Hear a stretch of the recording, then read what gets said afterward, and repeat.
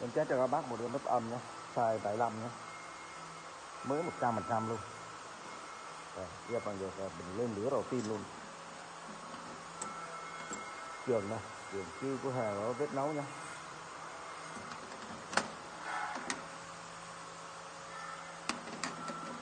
Lò chưa dùng, chưa lên lửa luôn.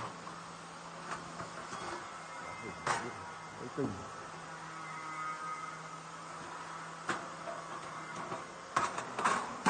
Mới 100% luôn.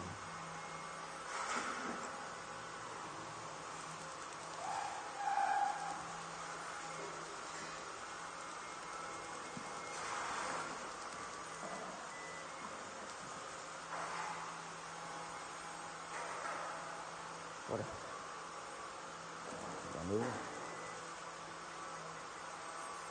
Các chức năng ok hết, mình test chọn ok hết.